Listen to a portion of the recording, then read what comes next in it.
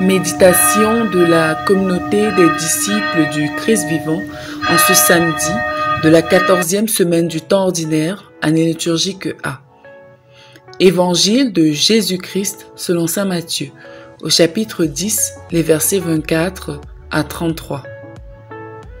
En ce temps-là, Jésus disait à ses apôtres: « Le disciple n'est pas au-dessus de son maître, ni le serviteur au-dessus de son Seigneur. Il suffit que le disciple soit comme son maître et le serviteur comme son Seigneur. Si les gens ont traité de Belzéboul, le maître de maison, ce sera bien pire pour ceux de sa maison. Ne craignez donc pas ces gens-là. Rien n'est voilé qui ne sera dévoilé. Rien n'est caché qui ne sera connu. Ce que je vous dis dans les ténèbres, dites-le en pleine lumière. Ce que vous entendez au creux de l'oreille, proclamez-le sur les toits. Ne craignez pas ceux qui tuent le corps sans pouvoir tuer l'âme. Craignez plutôt celui qui peut faire périr dans la géhenne l'âme aussi bien que le corps. 2 moineaux ne sont-ils pas vendus pour un sou? Or, pas un seul ne tombe à terre sans que votre Père le veuille. Quant à vous, même les cheveux de votre tête sont tous comptés. Soyez donc sans crainte. Vous valez bien plus qu'une multitude de moineaux.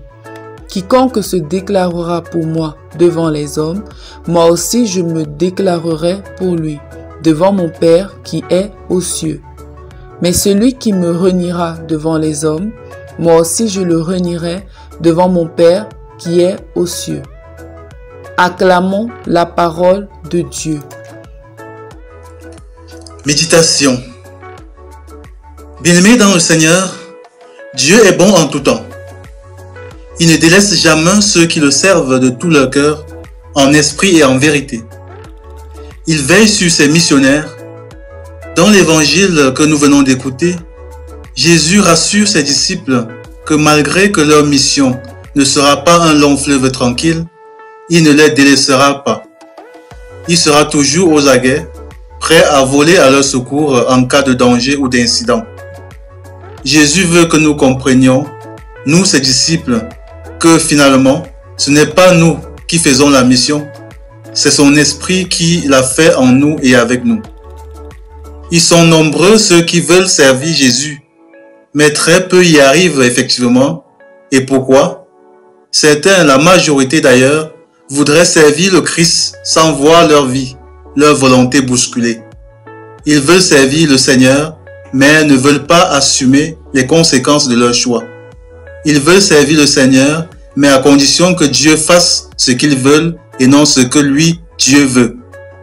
Il existe, par exemple, beaucoup de chrétiens qui ne sont pas satisfaits des injustices qui sévissent dans leur milieu professionnel, mais ils n'osent pas les dénoncer ou renoncer à les encourager parce qu'ils ont peur de perdre leur travail pour la cause de l'Évangile.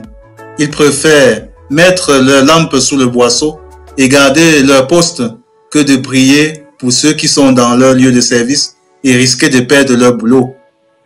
Ces gens de disciples se caractérisent par un amour d'eux-mêmes, de leur intérêt égoïste, jusqu'au mépris des intérêts du Christ et de l'Évangile.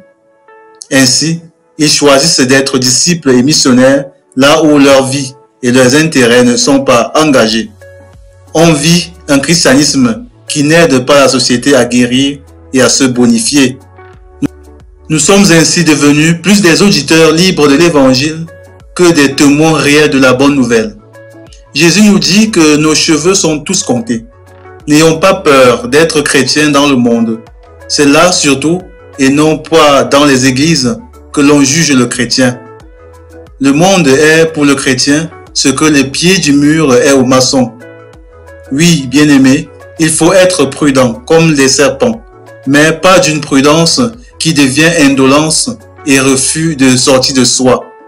Chers chrétiens, le monde a besoin de notre témoignage pour se sentir mieux. Sortons tous nos lampes sous les boisseaux et mettons-les sur les lampadaires du monde. Dieu veille sur ceux qu'il envoie en mission. Il ne les délaisse jamais. Si nous refusons de nous prononcer pour Jésus dans le monde, alors Ne lui en voulons pas s'il arrivait à refuser de se prononcer pour nous devant son Père qui est dans les cieux. Notre Dieu n'a pas honte de nous, alors n'ayons pas honte de lui. Jésus, son évangile, n'est pas un motif de honte pour nous les chrétiens. Il est notre joie, notre bonheur, notre vie. Et vivre, c'est l'annoncer, et mourir pour lui est un avantage. Est-ce que moi, chrétien, j'impacte le monde positivement? Est-ce que ma présence dans le monde est agissante? Est-ce que je suis une bénédiction pour ceux et celles qui ont la chance de partager mon quotidien?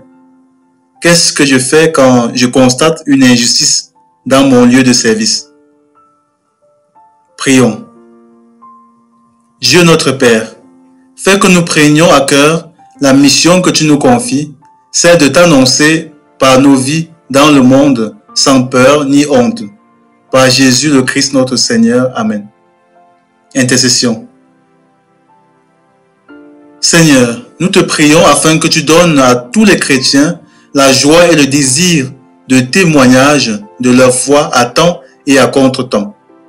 Nous te prions particulièrement pour ceux qui, à cause des persécutions, ont abandonné leur mission, pour ceux qui, par peur ou par égoïsme, au lieu de travailler avec toi pour la conversion du monde, se sont laissés convertir par le monde. Vierge Marie, intercède pour nous. Exercice spirituel. Décidez de lutter contre toute forme d'injustice en refusant d'abord d'y participer. Loué soit Jésus-Christ. À jamais.